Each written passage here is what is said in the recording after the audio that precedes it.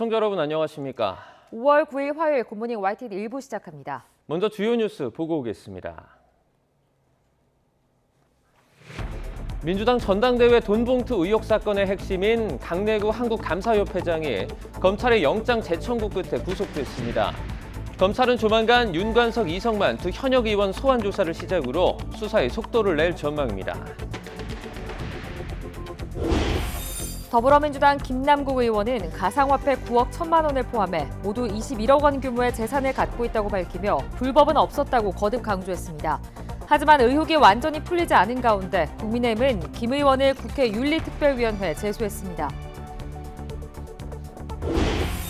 국민의힘 김재원 태영호 최고위원에 대한 징계 수위가 내일 결정될 것으로 보입니다. 당원권 정지 1년 수준의 중징계가 불가피하다는 관측 속에 두 최고위원은 일각에서 제기되는 자진 사퇴론을 일축했습니다. 박진 외교부 장관은 일본 후쿠시마 원전 오염수 방류 문제와 관련해 어떠한 타협도 있을 수 없다며 오는 23일 파견하는 시찰단을 통해 철저하게 확인하겠다고 밝혔습니다. 오늘 오후 열리는 국회 외교통일위원회에서 오염수 문제를 포함해 한일 정상회담 성과에 대한 여야 공방이 예상됩니다. 주가 조작 의혹을 수사하는 검찰이 이르면 이번 주 라더견 투자자문업체 대표를 불러 조사합니다. 이번 사태로 피해를 본 투자자들은 라 대표를 검찰에 고소하고 증권사들을 상대로 손해배상을 청구할 예정입니다. 세계보건기구 WHO가 코로나19 공중보건 비상사태를 해제하면서 우리나라도 이르면 이달부터 확진자 격리를 의무가 아닌 권고로 바꿀 걸로 보입니다. 정부는 이번 주 안에 방역조치 완화 방안을 확정해 발표할 예정입니다. 첫 소식입니다. 더불어민주당 전당대회 돈봉투 의혹 사건을 수사하는 검찰이 두 번째 시도 끝에 핵심 피의자 강내구 한국감사협회장의 신병을 확보했습니다. 법원이 증거인멸 우려를 이유로 강 회장의 구속영장을 발부했는데요. 검찰은 조만간 윤관석, 이성만 두 현역 의원 소환 조사를 시작으로 수사에 속도를 낼 전망입니다. 김승환 기자의 보도입니다. 17일 만에 다시 법원에 출석한 강내구 한국감사협회장은 여러 질문에 말을 아끼면서도 증거인멸 정황에 대해서만큼은 입을 뗐습니다. 증거인멸 정황 포착됐다던데 어떠신가요? 판사님께 성실하게 말씀드리겠습니다. 첫 구속영장 기각 뒤 조직적 차원의 증거인멸 정황이 추가로 확인됐다며 다시 영장을 청구한 검찰과 공방을 예고한 겁니다. 9시간 넘는 심사 끝에 법원은 이번엔 검찰의 손을 들어줬습니다. 강 회장의 증거인멸 우려를 인정해 구속영장을 발부한 겁니다. 이로써 최종적으로 송영길 전 대표를 겨냥한 검찰 수사에도 본격적으로 힘이 실리게 됐습니다. 검찰이 강 회장 구속영장 재청구를 앞두고 추가로 확인했다는 증거인멸 대상에는 송 전 대표와 관련된 정황도 포함됐습니다. 송 전 대표 외곽 조직 평화와 먹고 사는 문제연구소 컴퓨터 하드디스크가 최근 교체된 정황에 더해 송 전 대표가 제출한 휴대전화도 초기화된 상태로 알려졌습니다. 이 같은 정황이 법원에서 인정된 데 이어 돈봉투 살포를 지시하거나 직접 8천만 원을 끌어오며 범행을 주도했다고 의심하는 핵심 인물 강 회장 신병도 피의자 중 처음으로 확보한 만큼 검찰은 수사의 활로가 뚫린 것으로 보고 있습니다. 이에 따라 검찰은 이르면 이번 주 피의자 신분으로 입건한 윤관석, 이성만 두 의원을 불러 현역 의원 조사 단계에 곧바로 착수할 것으로 보입니다.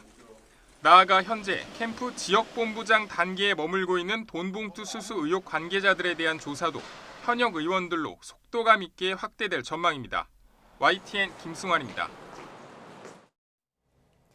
더불어민주당 전당대회 돈봉투 의혹으로 검찰 수사를 받는 송영길 전 대표가 자신이 사업가에게 돈을 받았다는 의혹을 제기한 언론사와 소속 기자 등을 고소했습니다.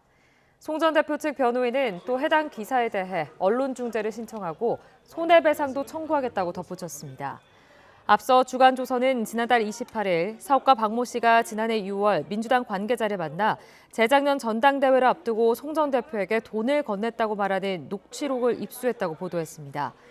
이에 대해 송 전 대표 측은 녹취록에 등장하는 자신의 다리 부상 시점은 전당대회 당시가 아닌 지난 대선 때라며 기초적 사실도 확인하지 않고 보도한 건 심히 유감이라고 밝혔습니다. 더불어민주당 김남국 의원이 거액 코인 논란과 관련해 구체적인 자금 내역 등이 담긴 입장문을 냈습니다.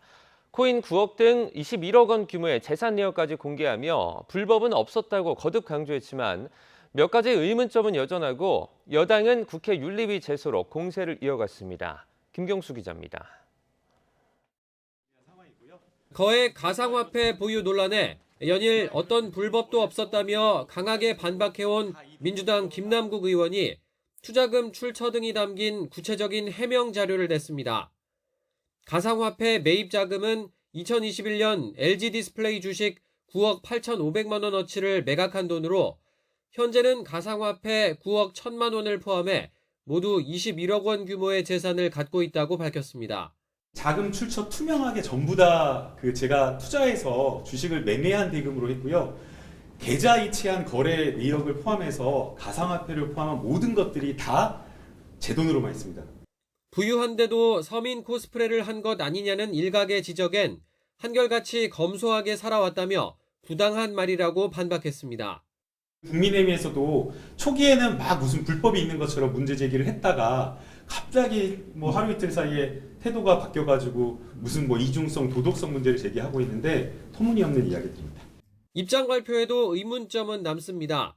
가상화폐 보유액이 실제 60억 원에 달했는지 또 당시 현금 인출을 하지 않고 다른 코인에 투자를 했는지 여부, 그리고 코인 거래로 이익을 남긴 건 없는지 등입니다. 또 2020년 국회의원 후보 시절에 비해 당선 직후 LG 디스플레이 주식이 5만 주 가까이 늘어난 배경도 궁금증으로 남습니다. 김 의원은 당 지도부에 투자 원금은 회수했고 일부 수익을 봤다고 보고한 것으로 전해졌습니다. 당 지도부는 김 의원이 공개한 자료로 법적인 문제는 대체로 해소된 것 아니냐는 분위기지만 국민 감정을 고려해 사안을 엄중하게 보고 자체 조사 등 후속 대처도 고려해야 하는 것 아니냐는 신중론이 제기됩니다. 문제가 있으면 그에 대해서 짚을 건 짚고 그렇게 해나가야 되는 것이기 때문에 그에 대해서 그냥 엄하게 생각하면서 하나하나 대처하겠다 이런 생각을 가지고 있습니다. 국민의힘은 김 의원을 국회 윤리특별위원회에 제소하고 떳떳하다면 거래 내역 일체를 공개하고 검찰 수사에 협조하라며 압박 수위를 높였습니다. 특히 본인이 다량의 가상화폐를 가진 채 가상화폐 과세를 유예하고 면세 범위를 늘린 건 이해충돌 여지가 있다고 꼬집었습니다. 단순한 가상화폐 소지가 아니라 그렇게 좀 불투명한 그 자금 출처, 그리고 또 수상한 거래 흐름, 그리고 또한 그런 신분에서 거액의 코인을 가지고 있으면서 김남국 의원이 코인 투자 과정을 전보다 구체적으로 밝히긴 했지만 여러 의문점이 꼬리를 물고 있고 검찰 수사도 진행되고 있는 만큼 결과에 따라 돈봉투 의혹에 이은 또 다른 대형 악재가 될 가능성도 배제할 수는 없어 보입니다. YTN 김경수입니다. 이르면 어제 결론 날 것으로 예상됐던 국민의힘 김재원, 태용호 최고위원에 대한 당 차원의 징계 수위가 내일 결정될 것으로 보입니다. 추가 확인이 필요하다는 게 윤리위의 공식 입장이지만 두 사람이 스스로 거취를 정리해 주길 바라는 분위기도 읽힙니다. 나혜인 기자입니다.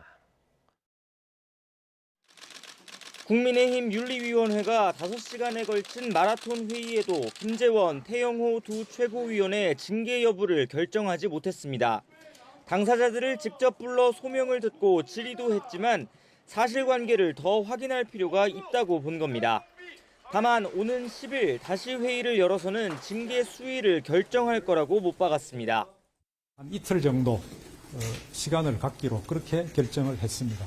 그래서 5월 10일 수요일 저녁 6시에 제4차 회의를 개최해서 그날 징계 수위를 결정하는 것으로. 5.18 광주 민주화운동, 제주 4.3 관련 입단 설화와 대통령실의 공천 개입 논란을 부른 공천 녹취 유출 등이 당을 어렵게 만든 건 분명하다고 보고 징계 자체는 기정사실로 했다는 해석이 나왔습니다. 윤리위에 출석한 두 최고위원은 각자의 입장을 충실히 소명했다면서도 자진 사퇴엔 선을 그었습니다. 자진 사퇴 여부에 대한 이야기를 어느 누구한테도 들어본 적이 없습니다. 제가 자진 사퇴의 입장이었다면 여기에 윤리위에 오기 전에 밝혔을 것이겠죠. 하지만 당 윤리위는 남은 시간 동안 정치적 해법이 등장한다면 징계 수위가 달라질 수 있다는 뜻도 내비쳤습니다. 만약에 그런 어떤 정치적인 해법이 등장한다면 거기에 따른 징계 수위는 여러분이 예상하는 바와 같을 겁니다. 자진 사퇴 없이 당원권 정지 같은 중징계가 내려질 경우 최고위원 자리는 공석이 돼 지도부 운영에 차질이 불가피한 만큼 서로 출구를 찾을 시간을 갖자는 뜻으로도 읽힙니다.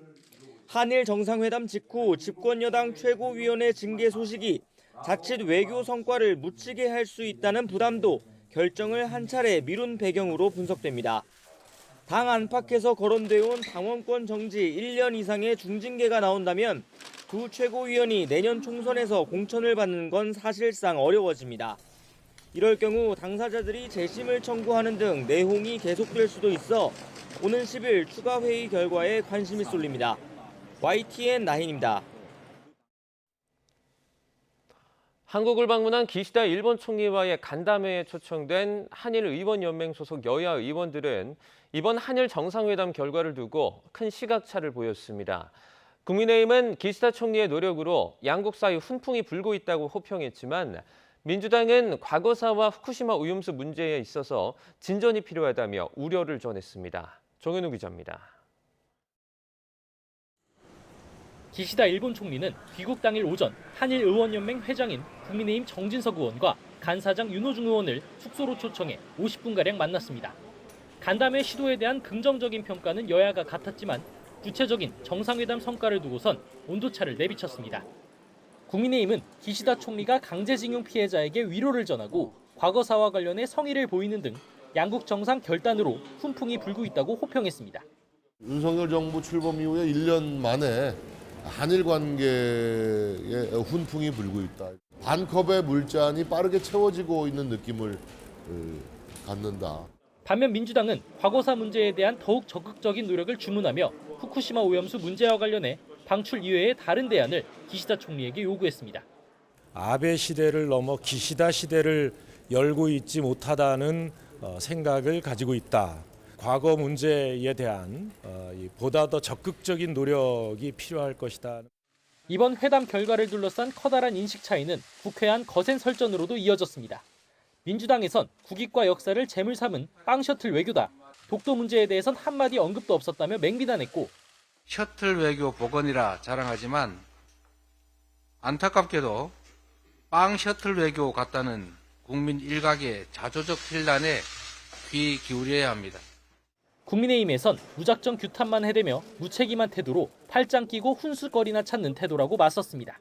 반일만 외치며 국민 감정을 자극하여 국내 정치를 위한 정략에 골몰할 것이 아니라 국익과 실리를 위해 함께 고민하는 자세가 필요합니다.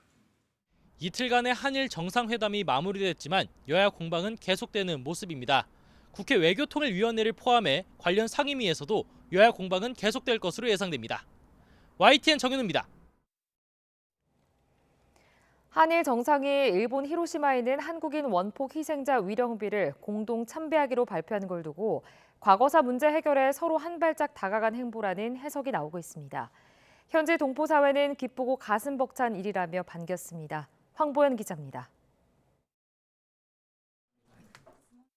さらに被爆地広島において平和記念公園を訪問し、韓国人原爆犠牲者慰霊碑にも一緒に祈りを捧げることでユン大統領と一致をいたしました。 조만간 일본 히로시마 G7 정상회의에서 다시 만나게 될 두 정상이 현지의 한국인 원폭 희생자 위령비 참배를 약속했습니다. 원폭 희생자 중에는 강제징용 피해자들도 있는 만큼 이번 참배는 과거사 극복을 위한 정상 차원의 노력으로도 읽힙니다.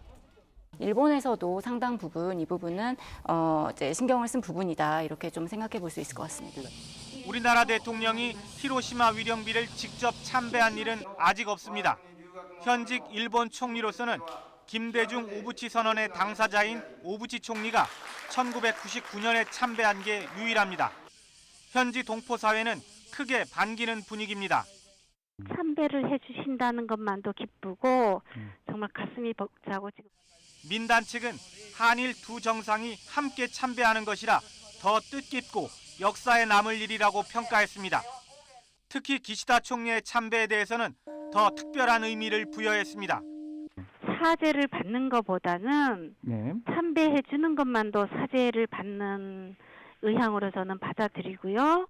한국인 원폭 희생자 위령비는 1970년 히로시마 평화기념공원 밖에 세워졌다가 우여곡절 끝에 1999년 공원 안으로 옮겨졌습니다.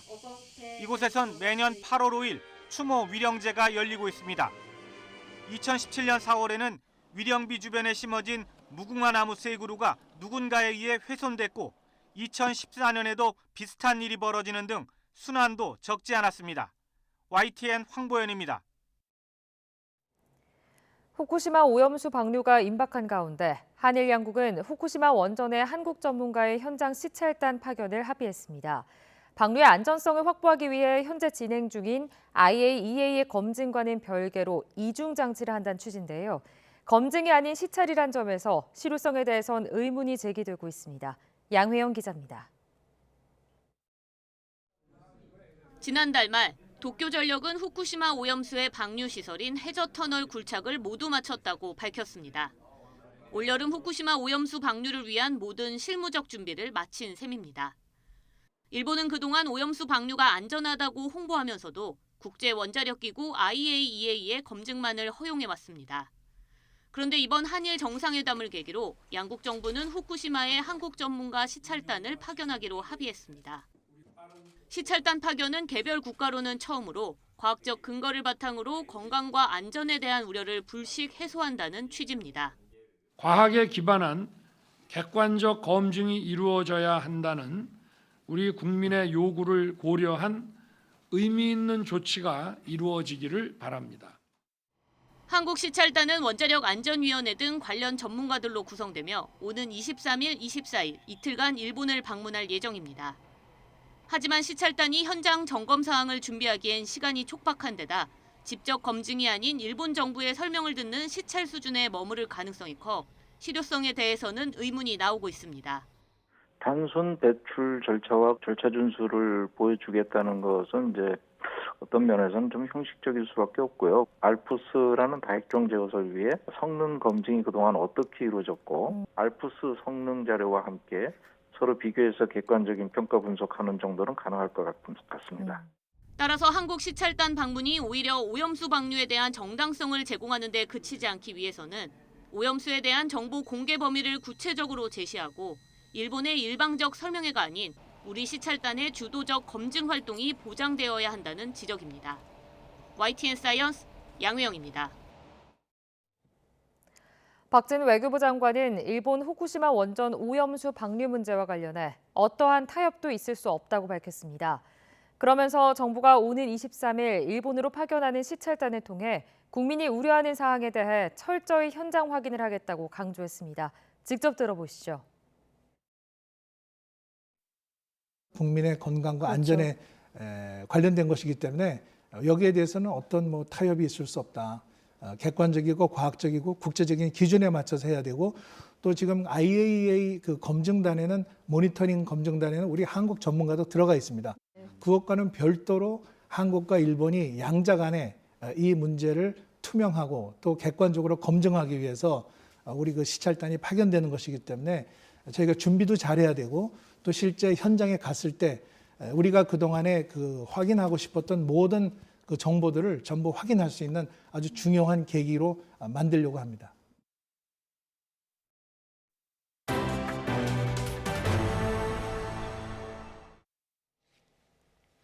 윤석열 대통령 취임 1년을 맞아 대통령실이 잇따라 영상을 공개했습니다. 윤 대통령 유튜브 채널인 윤석열 TV에서는 바로 서는 대한민국을 위한 대통령의 약속이라는 제목의 영상이 올라왔습니다. 대통령실은 안보, 공정, 국익, 미래, 국격을 주제로 만든 이 5편의 영상에 윤 대통령의 약속과 지난 1년의 행보를 담았다고 설명했습니다. 더불어민주당은 오늘 무너진 1년, 견뎌낸 사람들이라는 주제로 토론회를 열고 윤석열 정부 1년을 평가합니다. 이재명 대표와 박광원 원내대표 등은 오늘 국회의원회관에서 윤석열 정부 1년을 평가하는 5번째 토론회에 참석합니다. 이번 토론회에는 이태원 참사와 언론 노조 탄압, 생활비 청년 세대 고통, 전세 사기 피해 관련 시민 6명도 참석해 발언을 한다고 민주당은 설명했습니다. 윤석열 정부는 지난 1년 동안 정권 창출의 배경으로 꼽힌 20, 30대 청년들에게 특히 공을 들였습니다. 하지만 정작 청년들의 반응은 시큰둥했는데요.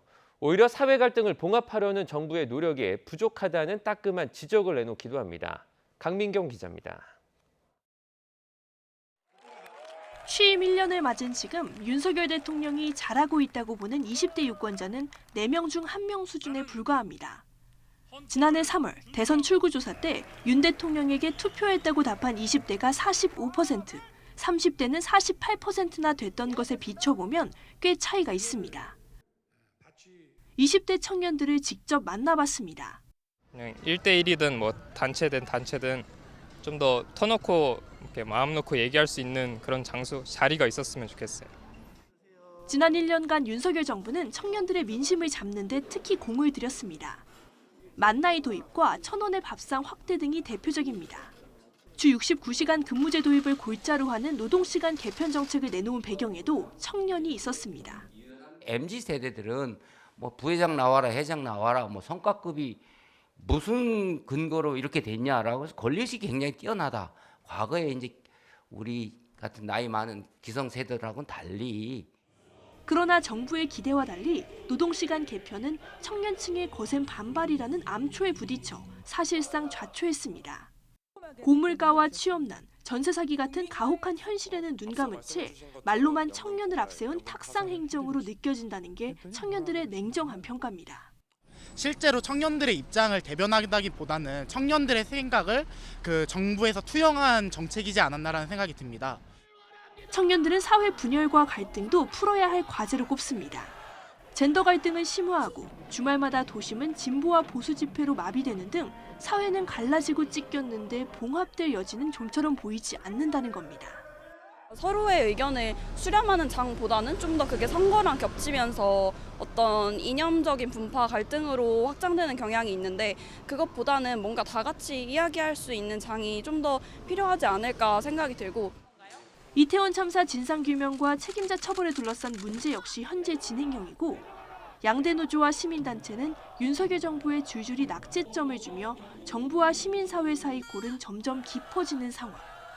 윤석열 정부가 집권 2년 차에는 사회 통합에 보다 힘을 실어야 한다는 목소리가 나오는 이유입니다. YTN 강민경입니다. 주가 조작 의혹을 수사하고 있는 검찰이 이번 사태의 핵심 인물인 라더견 투자자문업체 대표를 이르면 이번 주 불러 조사할 방침입니다. 라 대표는 폭락 전에 주식을 처분한 김익래 전 다우키움그룹 회장 등이 배우라고 주장하며 진정서를 제출했습니다. 윤웅성 기자입니다. 지난주 중반부터 의사 등 투자자들에 대한 본격 조사에 착수한 검찰과 금융당국 합동수사팀은 의혹의 핵심인 라더견 대표 세력을 겨냥하고 있습니다. 그동안 시세 조종 의심 종목의 체결 내역을 분석해온 검찰은 이르면 이번 주 라 대표를 불러 조사할 방침입니다. 검찰 관계자는 라 대표에 대한 소환 조사를 준비되는 대로 최대한 빨리 진행할 방침이라고 밝혔습니다. 사안이 워낙 중대하고 주가 조작 자체를 강하게 부인하는 만큼 투자 과정상의 불법 여부 조사가 시급하다는 판단을 내린 것으로 보입니다. 검찰은 폭락 전에 주식을 처분해 600억 원 상당의 차익을 거둔 김익래 전 다우키움그룹 회장도 조사한다는 방침을 세운 것으로 알려졌습니다. 최근 저희 주식 매각에 대하여 제기된 악의적인 주장에 대하여 객관적인 자료로 소명하고자 하였으나 논란은 여전히 계속되고 있습니다. 다만 검찰 관계자는 라 대표 세력의 통정매매 여부부터 확인하는 것이 우선이라고 밝혀 소환 시기는 라 대표 조사 이후가 될 전망입니다. 라 대표는 김익래 전 회장 등이 주가 폭락의 배우라고 거듭 주장하면서 수사가 필요하다는 진정서를 검찰과 금융위에 제출했습니다. 이와 함께 검찰은 투자자 모집에 가담한 이중명 전 아난티그룹 회장과 국회 윤리위원인 장모 씨 조사도 불가피한 것으로 보고 있습니다. 이 전 회장은 주가 조작 의혹이 불거진 종목에 신용대출을 통한 투자까지 권유했고 도시가스 오는 회사예요. 근데 회사가 부동산이 어마어마하게 있어. 다 빨리빨리 팔아버리고 그걸로 갈아타라. 장 씨는 투자금을 끌어모은 과정에서 불법성을 사전에 인식한 정황까지 드러났습니다. 저는 신부름꾼이고 실제 큰 손은 다른 사람인데 이제 형님이 나한테 오더를 줘서 대표님 있는데 가서 이 거래를 해요. 왜냐하면 자기들이 가서 하면은 불법일 수도 있으니까. 아난티 측은 이번 주가 조작 의혹과 어떤 관련도 없는 만큼 자사 명칭을 사용하지 말라면서 법적 대응하겠다는 입장을 밝혔습니다. YTN 윤웅성입니다. 최근 주가 폭락 사태로 피해를 본 피해자들이 차액결제거래 계좌를 개설해준 증권사들을 상대로 손해배상을 청구하는 집단소송을 준비하고 있습니다. 법무법인 원앤파트너스 정병원 변호사는 YTN과의 통화에서 지금까지 피해자 8명이 소송을 의뢰했고 다른 피해자들의 연락도 이어지고 있다고 밝혔습니다. 피해자들은 본인의 확인이나 동의 없이 증권사가 비대면으로 차액결제 거래 계좌를 개설했다며 이에 대한 손해배상 책임을 묻겠다며 소송을 의뢰한 것으로 전해졌습니다. 정 변호사는 피해자들의 계좌를 개설해준 증권사들과 피해 금액을 추려 단계별로 소송을 제기하겠다고 설명했습니다. 세계보건기구 WHO가 코로나19 공중보건 비상사태를 해제하면서 우리나라도 일상을 회복하기 위한 논의를 시작했습니다. 이르면 이달부터 확진자 격리가 의무가 아닌 권고로 바뀔 가능성이 커 보입니다. 조성우 기자의 보도입니다. 방역 전문가들이 모인 국가감염병 위기대응자문위원회가 코로나19 대응 완화를 논의했습니다. 세계보건기구 WHO가 비상사태를 해제한 만큼 우리 정부 방역 정책도 변화의 속도를 내야 한다고 의견을 모았습니다. 자문위는 코로나19 위기 경보 단계를 현재의 심각에서 경계로 내리자고 제안했습니다. 또 절반이 넘는 자문위원들은 확진자는 7일 동안 반드시 격리하도록 한 것을 권고로 전환하자는 의견을 냈습니다. 앞서 정부는 위기 단계를 낮추고 격리 기간을 줄이는 1단계, 격리 의무를 없애는 2단계, 독감처럼 관리하는 3단계로 나눠 조정하기로 했는데 1단계 지침을 건너뛰고 곧바로 2단계 조치를 시행하도록 하자는 겁니다. 그렇게 되면 지난 2020년 1월부터 3년 4개월 동안 이어진 확진자 격리 의무가 종료됩니다. 다만 2단계 조정안에 포함됐던 의료기관과 취약시설 마스크 착용 의무는 의료진과 환자 안전 등을 고려해 당분간 유지하는 쪽으로 의견이 모였습니다. 정부는 이 같은 전문가 논의를 바탕으로 이번 주 안에 방역조치 완화 방안을 확정할 예정입니다.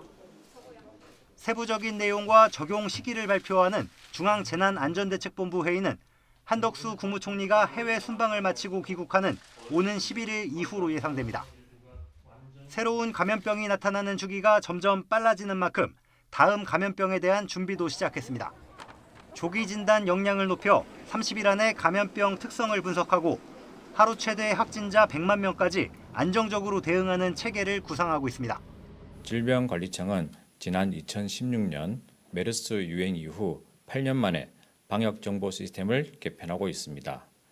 이번 개편 사업은 지난해 11월부터 시작해 내년 6월까지 완료하는 것을 목표로 하고 있으며 또 코로나19의 80세 이상 치명률이 전체 평균의 17배에 달하는 만큼 방역 조치를 완화해도 고위험군에 대한 보호는 계속 유지할 계획입니다. YTN 조성호입니다. 간호학회 단체들은 간호돌봄체계 마련을 위해 간호법이 반드시 제정돼야 한다며 윤석열 대통령에 조속히 공포할 것을 촉구했습니다. 간호대 교수들로 이루어진 한국간호과학회와 산하 11개 전공별 학회 대표 10여 명은 어제 용산 대통령실 앞에서 기자회견을 열고 간호법이 초고령 사회 대비를 위해 꼭 필요하다고 밝혔습니다. 간호법에 반대하는 보건의료연대 2차 부분 파업에는 1차 때보다 2배 많은 인원이 참여할 것으로 보입니다. 의료연대는 오는 11일 열리는 2차 연가투쟁에는 1차 연가투쟁 때 참여하지 않았던 치과 의사들도 휴진하고 참여하기로 했다고 밝혔습니다.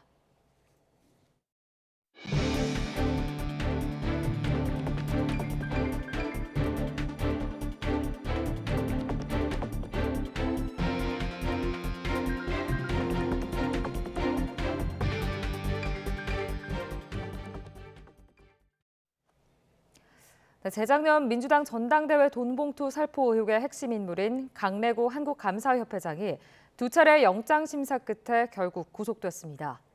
서울중앙지방법원은 어제 정당법 위반 등의 혐의로 강 회장에 대해 검찰이 청구한 구속영장을 발부했습니다.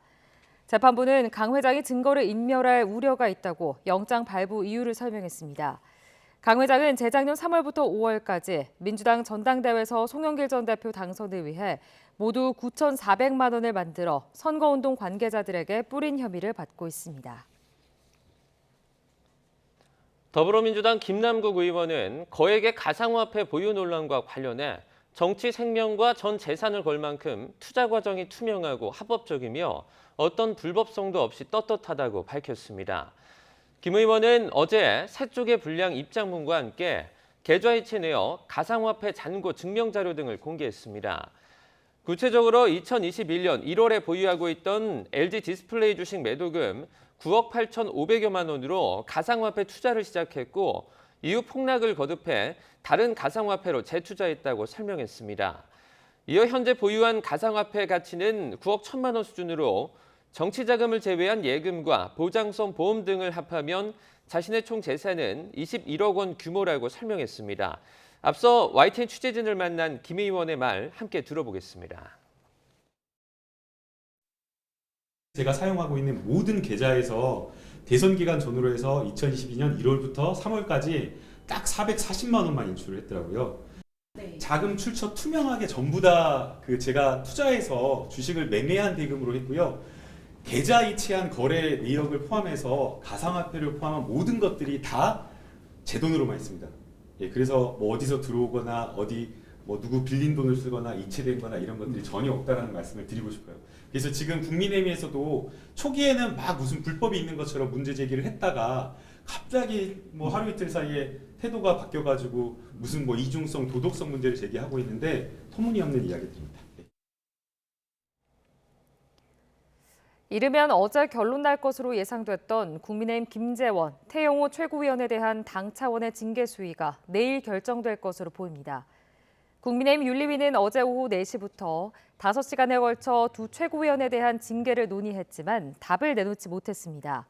황정근 윤리위원장은 서울 여의도 중앙당사에서 회의를 마친 뒤 기자들과 만나 몇 가지 사실관계를 조금 밝혀봐야 할 게 있어 이틀 정도 시간을 갖기로 했다고 그 배경을 설명했습니다. 기시다 후미오 일본 총리가 우리 경제단체장들과 만나 양국 경제 협력에 적극적으로 나서달라고 당부했습니다. 경제단체장들도 민간 차원의 협력이 보다 활성화돼야 한다는 필요성에 공감했지만 구체적인 분야나 방안까지는 논의되지 않았습니다. 윤혜리 기자입니다. 대한상의와 경총, 정경련 등 6개 경제단체장이 한자리에 모였습니다. 일본의 기시다 총리와 경제인 간담회를 갖기 위해서입니다. 일본과의 경제 협력에 대해서 서로 각자들의 얘기하자라는 말씀을 나눴습니다. 경제 협력에 대해서 모든 단체 여러분들이 좋은 말씀 많이 해주시고 건의도 하셨습니다. 1시간가량 진행된 간담회의 주된 안건은 민간 차원의 경제 협력 활성화 방안이었습니다. 기시다 총리는 이 자리에서 기업들이 한일 협력에 적극적으로 나서달라며 경제인들의 역할을 당부했습니다. 경제단체장들도 경제 안보와 기술 협력, 안정적인 공급망 구축을 위해 두 나라 간 협력이 중요하다고 화답했습니다. 상당히 좋았습니다. 총리께서 매우 온화하시고 또 협력적으로 말씀을 해주셔서 저희들은 굉장히 좋은 인상을 받았습니다. 앞으로 한일 관계 잘 될 것 같습니다. 또 미국이 자국을 중심으로 공급망을 개편하려는 움직임에 대해 대표적인 우방국인 한국과 일본이 공동으로 대응할 필요성이 있다는 데 공감대를 모았습니다. 하지만 반도체나 배터리 분야 등 구체적인 협력 방안까지는 논의되지 않은 것으로 알려졌습니다. 이와 함께 윤석열 대통령이 미래 세대 교류 확대를 위해 설립하겠다고 발표한 미래 파트너십 기금 출범 상황에 대해서도 공유가 이뤄졌습니다. 기금 설립을 주도하는 정경련 김병준 회장 직무대행은 일본의 게이단렌과 협의하고 있다며 조만간 운영위원회가 구성될 예정이라고 설명했습니다. 이번 기시다 총리와 국내 경제단체장들과의 만남을 계기로 반도체 분야뿐 아니라 첨단 산업 분야에서 민간 차원의 경제 협력이 더 활성화될 것으로 기대됩니다. YTN 윤혜리입니다. 아소다로 일본 자민당 부총재가 오는 11일 한국을 방문하는 방향으로 조율하고 있다고 자민당 관계자가 밝혔다고 교도통신이 보도했습니다. 아소 부총재는 윤석열 대통령과 면담도 추진하는 것으로 알려졌습니다.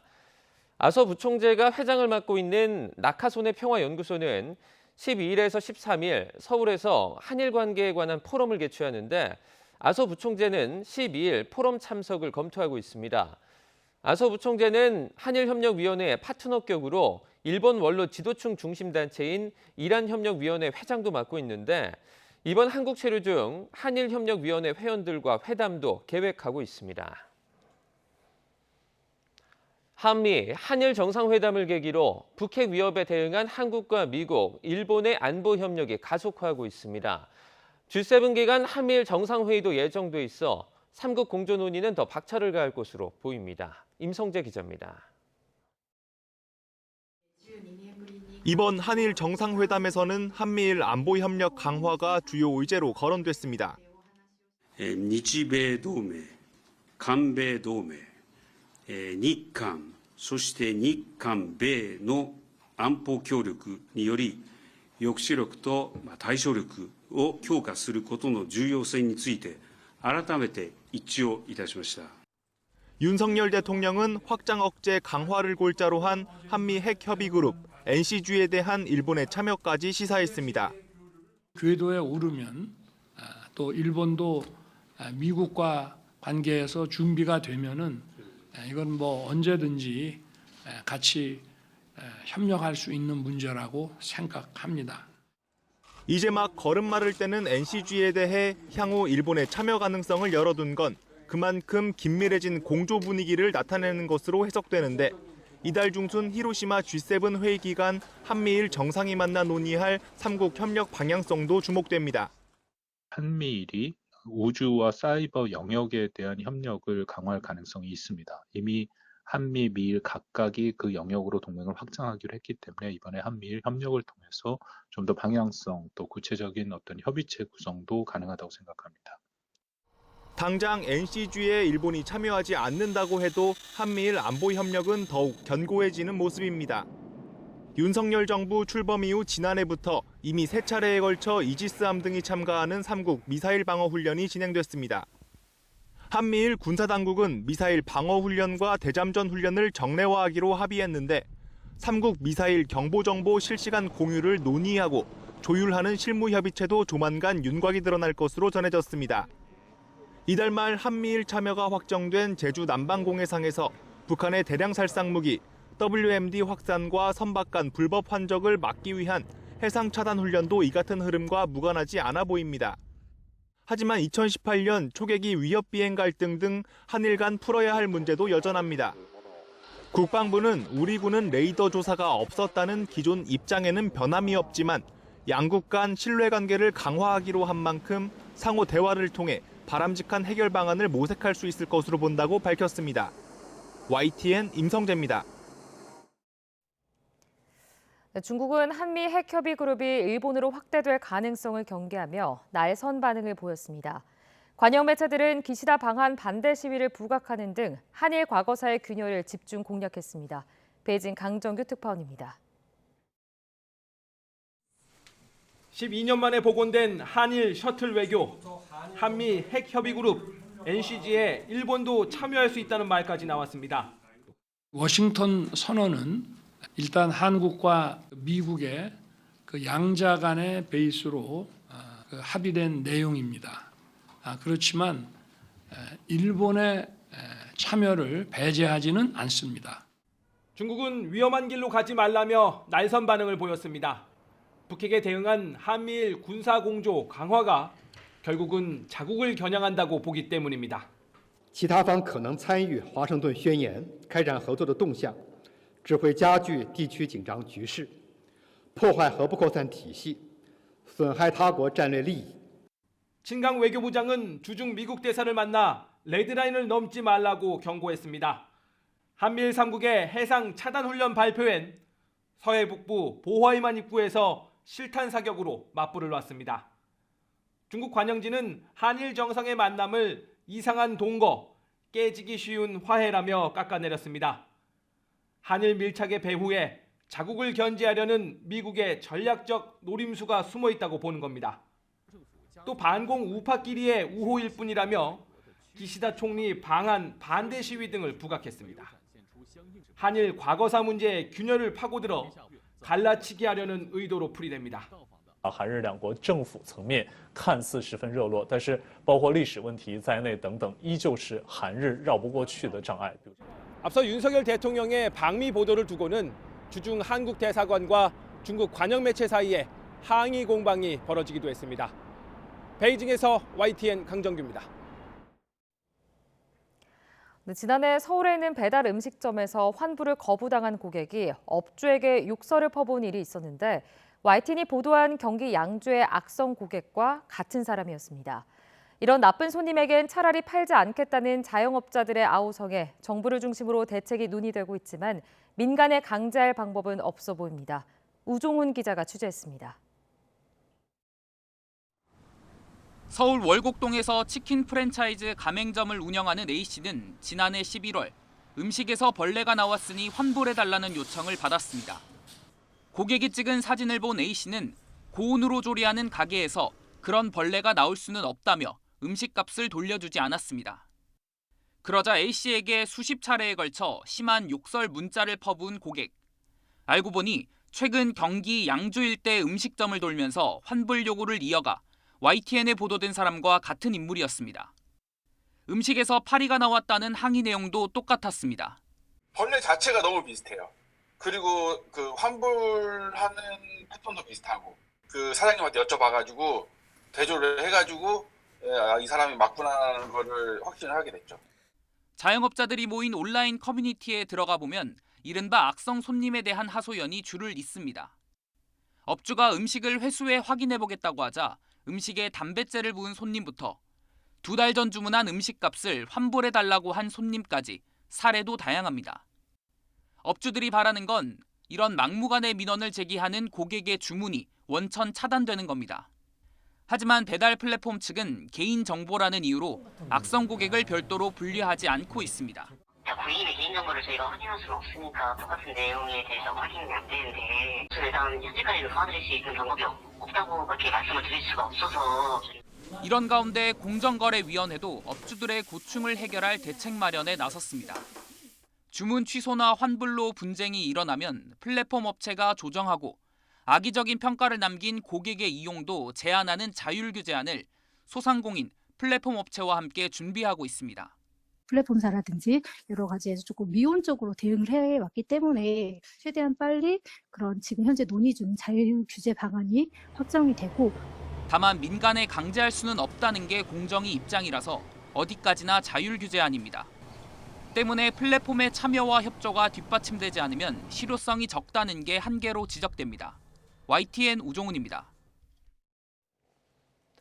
외교부가 정부조직법 개정에 따라 다음 달 5일에 신설되는 재외동포청 본청을 인천에, 통합민원실인 재외동포 서비스지원센터는 서울 광화문에 두기로 했습니다. 외교부는 재외동포들의 편의성과 접근성, 업무 효율성, 지방 균형 발전, 행정조직의 일관성, 소재지 상징성 등을 고려해 이같이 결정했다고 발표했습니다. 이처럼 재외동포청이 인천에 유치됨에 따라 인천시는 750만 재외동포 네트워크를 국가 전략적 투자 유치 거점으로 활용하겠다는 포부를 밝혔습니다. 재외동포들에게는 가칭 웰컴 센터를 만들어 인천 시민에 준하는 주거와 의료, 문화 등 각종 혜택을 부여하는 방안을 추진하기로 했습니다. 강성옥 기자입니다. 120년 전 대한제국의 첫 해외 이민 역사가 시작된 인천은 재외동포청 유치를 지역사회 모두가 한마음으로 반겼습니다. 인천시는 다음 달 5일 개청 예정인 재외동포청이 차질 없이 출범하고 안정적으로 업무를 개시할 수 있도록 적극 지원하겠다고 밝혔습니다. 특히 홍콩과 싱가포르가 세계 화상 네트워크를 통해 글로벌 도시로 성장한 것처럼 인천시도 앞으로 재외 동포들의 구심점 역할을 하겠다고 기대감을 표명했습니다. 다음으로 인천을 재외동포 비즈니스 허브로 조성하겠습니다. 재외동포의 모국 투자를 활성화하고 한상 네트워크를 통해 글로벌 비즈니스 협력을 주도함으로써 국가 경제 발전에도 기여하게 될 것입니다. 인천시는 아울러 가칭 웰컴 센터를 만들어 750만 재외 동포들에게 인천 시민에 준하는 주거와 의료, 문화 등 각종 혜택을 부여하는 방안을 추진할 방침입니다. 인천에서는 이미 아메리칸 타운과 유러피안 타운 등 대규모 주택과 상가를 조성해 재외 동포들에게 입주 혜택을 부여하기도 했습니다. 인천국제공항이 자리한 영종도에는 100만 평 규모의 해양 관광 휴양 단지인 한상드림 아일랜드도 추진되고 있습니다. 전 세계 사람과 자본이 모이는 초일류 도시는 개방, 포용, 다양성을 갖추어야 합니다. 인천이 갖고 있는 글로벌 앵커 시설을 활용해 전 세계인을 인천으로 모이게 하여 혁신적인 가치를 창출하겠습니다. 인천시는 750만 재외 동포들과 300만 인천 시민이 힘을 모아 1,000만 명이 함께하는 초광역 인류 도시를 만들어 나가겠다는 꿈을 키워가고 있습니다. YTN 강성욱입니다. 네, 미리 보는 오늘입니다. 윤석열 대통령이 오늘 용산 집무실에서 국무회의를 주재합니다. 미국 국빈 방문을 마친 지난 2일 국무회의에서 워싱턴 선언 등 한미 정상회담 성과와 후속 조치를 강조했던 윤 대통령은 오늘은 한일 회담의 결실과 향후 협력 방안 등을 언급할 것으로 전해졌습니다. 동시에 모레 취임 1년을 앞둔 소회와 국민을 향한 메시지도 담길 것으로 보입니다. 최근 열린 한일 정상회담에 대한 여야의 평가가 극명하게 엇갈린 가운데 오늘 국회에서는 이번 회담 성과 등을 두고 여야 공방이 예상됩니다. 국회 외교통일위원회는 오늘 오후 전체 회의를 열어 외교부와 통일부로부터 업무 보고를 받습니다. 이 자리에서 여야는 한일 정상회담 성과와 정부의 대일 외교 방향 등을 놓고 신경전을 벌일 것으로 보입니다. 이태원 참사 책임을 물어 탄핵 소추된 이상민 행정안전부 장관에 대한 재판 절차가 오늘부터 본격화합니다. 헌법재판소는 오늘 오후 이 장관의 탄핵 심판 첫 변론기일을 진행합니다. 최근 임명된 김형두, 정정미 재판관을 포함해 재판관 9명이 모두 참여하는 첫 정식 재판으로 지난 2월 9일 사건 접수 이후 석 달 만입니다. 최근 주가 폭락 사태로 1,000억 원대 피해를 봤다고 주장하는 투자자들이 투자 전문업체 라더견 대표 등을 오늘 검찰에 고소합니다. 투자자 60여 명을 대리하는 법무법인 대건은 오늘 오후 라 대표 등 6명을 특정경제범죄가중처벌법상 사기와 배임 등의 혐의로 서울 남부지방검찰청에 고소한다고 밝혔습니다. 투자자들은 라 대표 등이 애초에 투자금을 정상적으로 운용할 의도가 없었고 피해자들의 휴대전화로 동의 없이 대출을 받았다고 주장하고 있습니다. 지금까지 미리 보는 오늘이었습니다.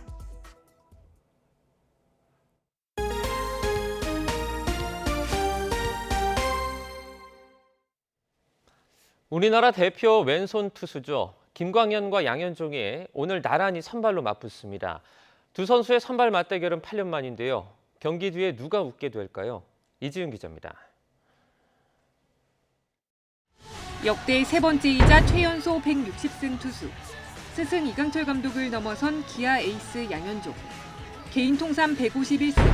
한국 시리즈 우승 반지만 5번 낀 SSG 에이스 김광현. 국제대회 때마다 태극마크를 달고 활약하는 대표 좌완 에이스 광현종이 8년 만에 선발로 맞붙습니다. 두 선수는 그동안 6차례의 맞대결에서 나란히 2승을 기록했습니다. 디펜딩 챔피언 SSG는 선두를 굳건히 지키고 있고 기아는 상승세를 타며 4위로 올라왔습니다. 마운드에서 오랫동안 던지는 모습을 보여주는 게 가장 큰 목표고 수치상으로 생각하기보다는 저희 팀이 반드시 가을 야구를 올라갈 수 있도록 최선을 다하는 그런 역할을 하도록 하는 게 가장 큰 목표인 것 같습니다. 무섭게 날아오르다 10연승 문턱에서 멈춰선 2위 롯데. 우천 취소로 꿀맛 같은 휴식을 취한 뒤 만나는 상대는 3연패 수렁에 빠진 두산입니다. 최근 3연승을 달리며 SSG 롯데와 3강을 이루고 있는 LG는 안방에서 키움과 주중 3연전을 벌입니다. 팀 성적은 3위지만 팀 타율과 평균 자책점 모두 1위로 투타 전력 모두 안정적인 게 강점입니다. YTN 이지은입니다. 오늘도 쾌청한 가운데 봄 기온이 물씬 풍기겠습니다. 현재 서울 기온은 10.4도로 어제보다 쌀쌀함이 조금 덜하고요. 한낮에도 23도까지 오르는 등 예년 수준의 봄 날씨를 보이겠습니다. 다만 일교차가 10도 이상으로 극심하게 벌어지는 만큼 이 출퇴근길 옷차림에는 주의하셔야겠습니다. 오늘도 전국적으로 맑은 하늘이 함께하겠지만 아침까지 내륙에는 안개가 짙게 끼겠고요. 영남 동해안에는 너울성 파도도 높게 일겠습니다. 오늘 아침 기온은 어제보다 3도에서 4도가량이 높겠습니다. 현재 서울 기온은 10.4도, 대전은 7.4도, 대구는 7.1도, 부산은 10.9도를 나타내고 있습니다. 낮 기온은 어제보다 1도에서 6도가량이 높아서 따뜻하겠는데요. 서울이 23도, 대전이 25도, 대구는 27도, 울산은 24도를 보이겠습니다. 내일과 모레는 25도를 웃도는 다소 더운 날씨가 찾아올 전망입니다. 지금까지 날씨 정보였습니다. 굿모닝 YTN 1부는 여기까지입니다. 잠시 후 2부가 이어집니다. 시청해주신 여러분 고맙습니다.